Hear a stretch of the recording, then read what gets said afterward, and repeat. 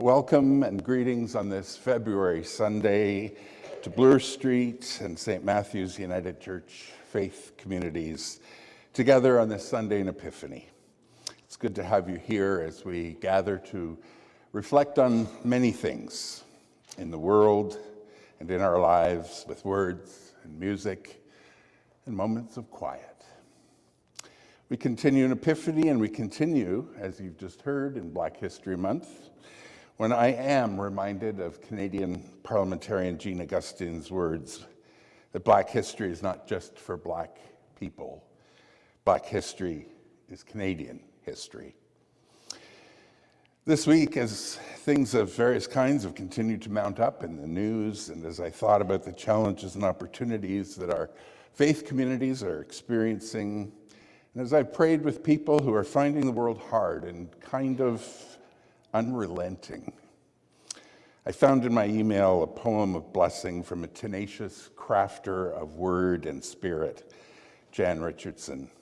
It plays on the story in the Hebrew Bible that you may know of Jacob wrestling with an angel and not letting go until the angel blesses him.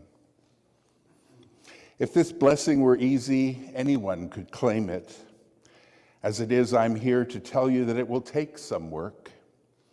This is the blessing that visits you in the struggling, in the wrestling, in the striving. This is the blessing that comes after you have left everything behind, after you have stepped out, after you have crossed into that realm beyond every landmark you have known. This is the blessing that takes all night to find. It is not that this blessing is so difficult as if it were not filled with grace or with the love that lives in every line. It's simply that it requires you to want it, to ask for it, to place yourself in its path. It demands that you stand to meet it when it arrives, that you stretch yourself in ways you didn't know you could move, that you agree to not give up. So when this blessing comes, born in the hands of the difficult angel who has chosen you, do not let go. Give yourself into its grip. It will wound you. But I tell you, there will come a day when what felt to you like limping was something more like dancing as you moved into the cadence of your new and blessed name. I'm glad you're here. Whether you're on Zoom or here in the sanctuary, because what happens as we gather and as we're met by God's Spirit in this place and this time will be different because you're here, because you are a part of it.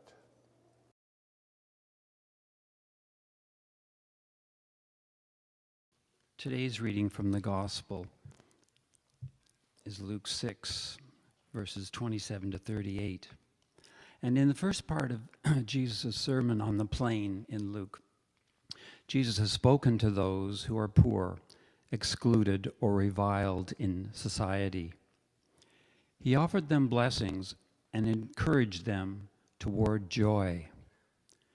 Now, as he continues speaking to the crowd on that level ground, he encourages all who hear him to live out of that same joy, regardless of what others are directing toward them. When they do, they will resist hate, abuse, theft, and judgment by responding to those things with love, mercy, nonviolence, generosity, and forgiveness. Jesus says that anyone who loves those who love them or lend to someone from whom they expect repayment, that reduces relationships to transactions. You scratch my back, I'll scratch yours. In the real world, Jesus' ethic of loving your enemy is hard for us to practice. But, as Jesus observes, When we return hate with hate, the original hate has won. So Luke 6, 27 to 38. But I say to you who are willing to hear, love your enemies. Do good to those who hate you. Bless those who curse you. Pray for those who mistreat you. If someone slaps you on the cheek, offer the other one as well. If someone takes your coat, don't withhold your shirt either. Give to everyone who asks, and don't demand your things back from those who take them. Treat people in the same way that you would have them treat you. If you love those who love you, why should you be commended? Even sinners love those who love them. If you do good to those who do good to you, why should you be commended? Even sinners do that. If you lend to those from whom you expect repayment, why should you be commended? Even sinners lend to sinners expecting to be paid back in full. Instead, love your enemies, do good, and lend expecting nothing in return. If you do, you will have a great reward. You will be acting the way children of the Most High act. For God is kind to ungrateful and wicked people. Be compassionate, just as God is compassionate. Don't judge, and you won't be judged. Don't condemn, and you won't be condemned. Forgive, and you will be forgiven. Give, and it will be given to you. A good portion, packed down, firmly shaken, and overflowing, will fall into your lap. The portion you give will be determined by the portion you receive in return. In this reading, we hear God's voice. God is still speaking to us. Thanks be to God. Something has emerged in the book publishing industry of late that seems curious and that has book publishers somewhat perplexed. According to data from the book tracker Circana BookScan, we're in what they're calling a golden age of Bible publishing. Bible sales increased by 22% in the US through the end of October 2024, compared to the year before, while total US print book sales increased by less than 1% in that same time. A whopping 13.7 million copies of the Bible were sold in the US in the first 10 months of 2024, compared to 9.7 million sold 5 years earlier in 2019. It seems that demand has increased for pricier Bibles, Bibles for women, Bibles for kids, and study Bibles, along with an increase in Bibles across multiple languages. And now regular Bible readers are adding a journaling Bible to their collection, a wide margin Bible or a large print Bible. Well, we know who's getting those.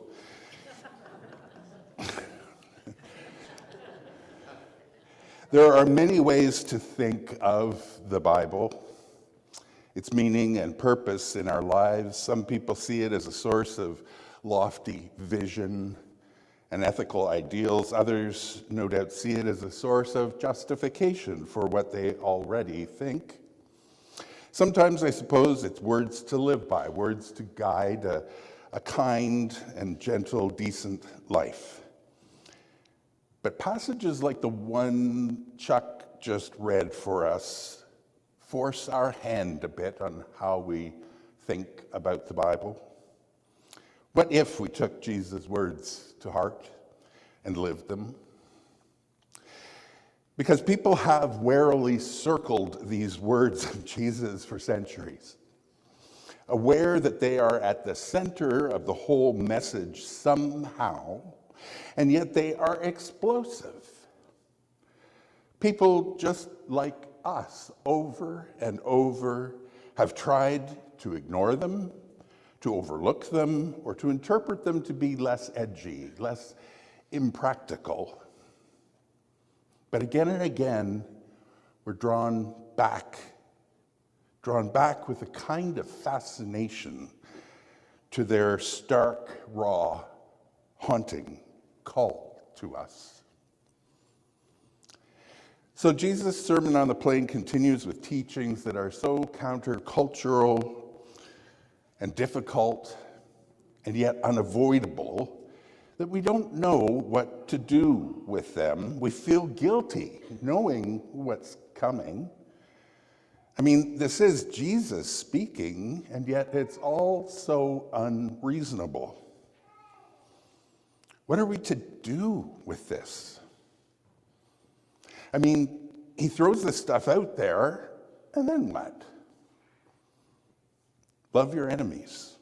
Do good to those who hate you. Bless those who curse you. Pray for those who abuse you. I'm sorry, but I'm not saying that to victims of domestic abuse and assault. I'm not saying that to children from residential schools. From anyone who takes away your coat, do not withhold even your shirt. You mean like Phyllis Websted's orange shirt, Jesus? Like that? Be merciful. Forgive. It's not that simple. Where do you even start?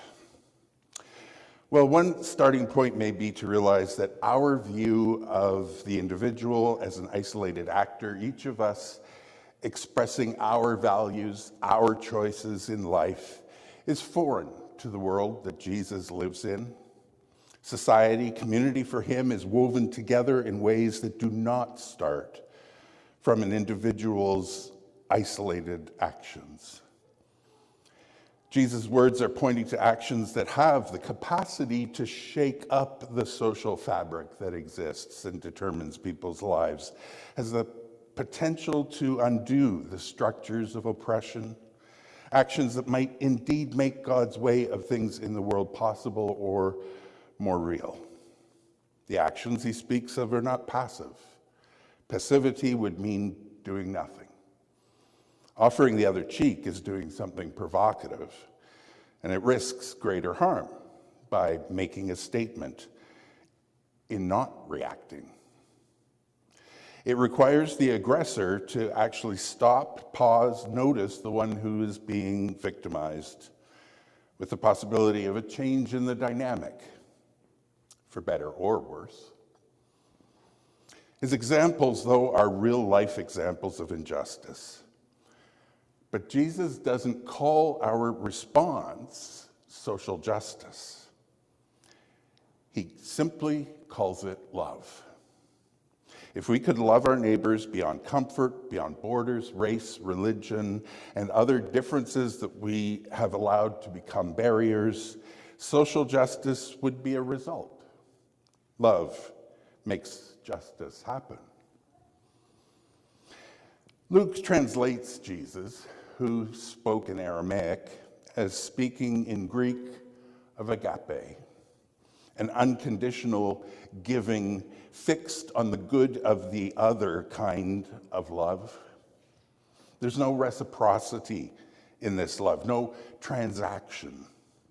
We're called to act from faith in God who loves unreservedly, without measure, as much as we possibly can, and then some, towards even those who threaten or attack us or take advantage, or perhaps the enemies that we must love like that are within our immediate family. Maybe they're even within the depths of our own soul, ourselves. And I'm very aware of the occasions when I am the enemy that others are commanded to love. And I'm grateful for Jesus' words from that side of the equation.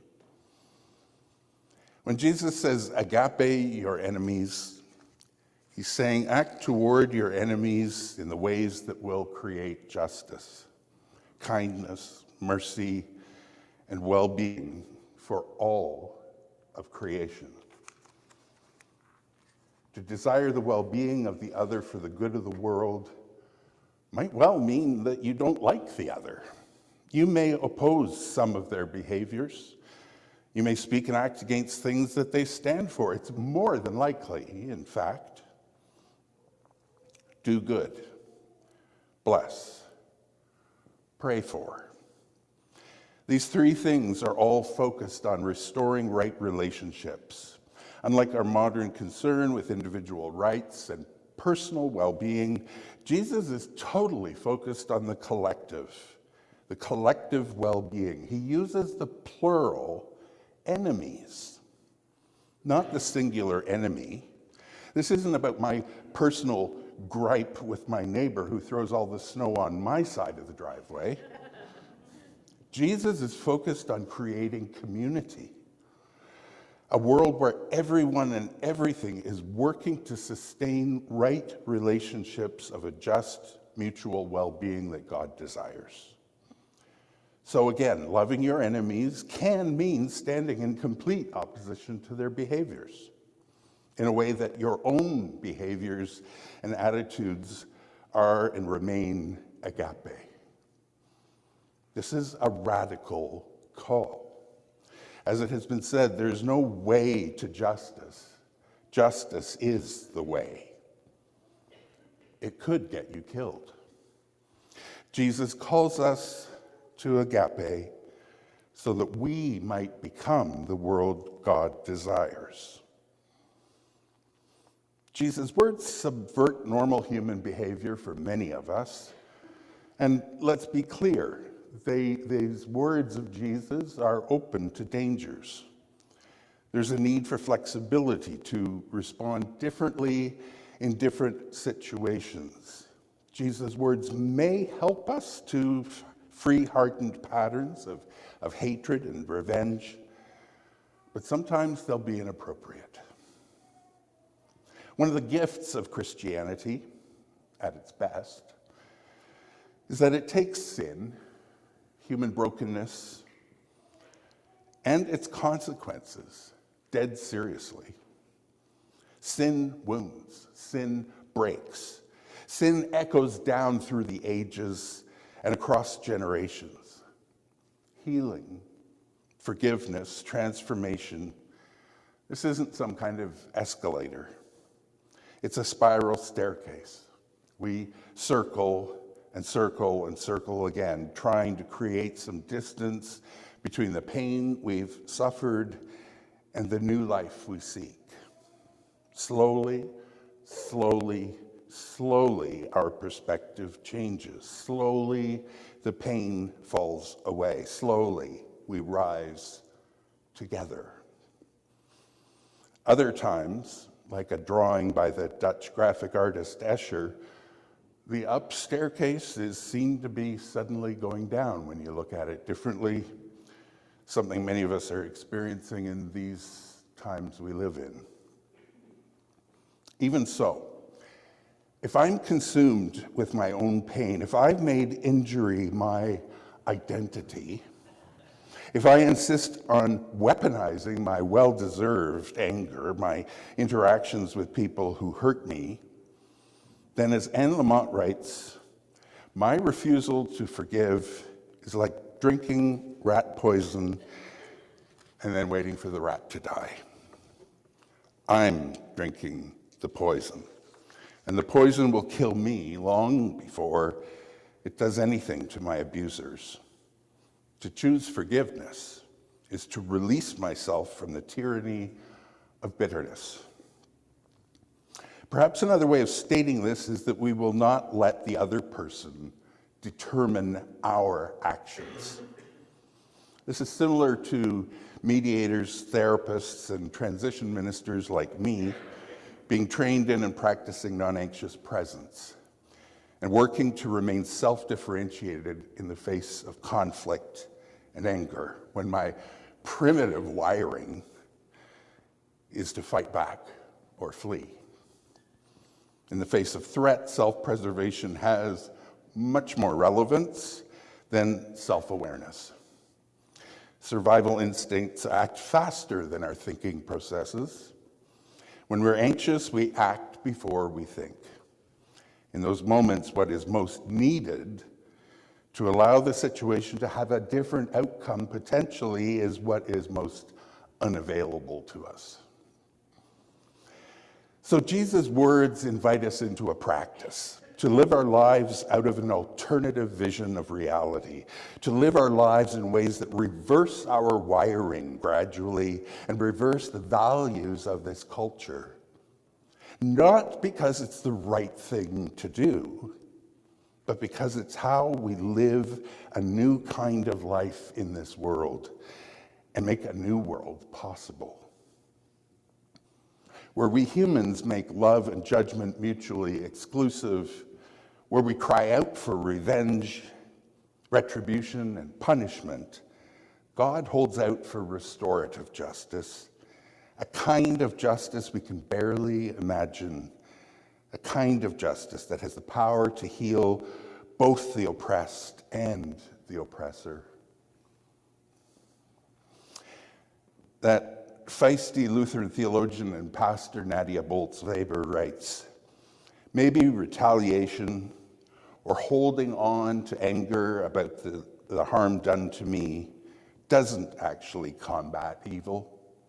Maybe it feeds it, because in the end, if we're not careful, we can actually absorb the worst of our enemy, and at some level start to become them. So what if forgiveness, rather than being a pansy way to say, her wording, not mine, rather than being a pansy way to say, it's okay, is actually a way of wielding bolt cutters and snapping the chains that link us? What if it's saying, what you did was so not okay, I refuse to be connected to it anymore? Forgiveness is about being a freedom fighter, she writes, and free people are dangerous people. Free people aren't controlled by the past. Free people laugh more than others. Free people see beauty where others do not.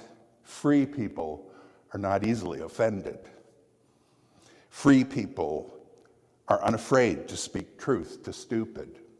Again, her wording, not mine. Free people are not chained to resentments, and that is worth fighting for. And I would add, it may be the most important work we can do for the life of the world. But it's even more than that. Jesus is doing something kind of stunning here.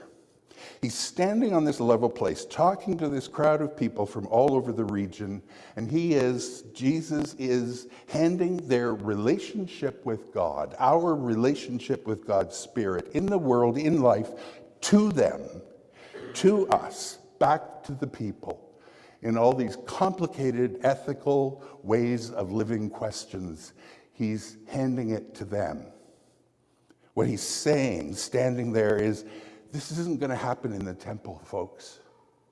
This does not happen in the cathedral. It does not happen on Sunday morning. It is not mediated by priests. This is about you and about how you live. He hands it back to them. And it's about how God loves you and is available to you and your own experience in your own life. This is about what you do for someone who borrows money and doesn't give it back. It's what you do when someone mistreats you. When a foreign army sends drones in the night and rockets to destroy your home, your city. He hands them the information they need, the tools that they need, the examples to be able to imagine how to live into that in their lives directly. And so also for us here. And I apologize for speaking specifically to Bloor Street for just a moment, but it applies to St. Matthew's. And to every church, Bloor Street's mission, our ministry, isn't something the church does for us, that the staff do for us, that the council decides for us. The transition team is at work molding and shaping our life together for a new day, a new building, a changed world. And that transition work is ours, all of ours, all of us. The budget that we will discuss in a couple of weeks at a congregational meeting, it's ours. It's about what we all feel called to be doing in faith in the world, what we think is important, what we, you, me, want to be a part of in order to make an actual difference in the world. Because we have faith in a God of love, who in love hands it all back to us and says, join me, join me. What we do in love can and does go a long way to remaking the world. And mostly, it allows for the possibility of letting love have the last word. May it be so. Amen.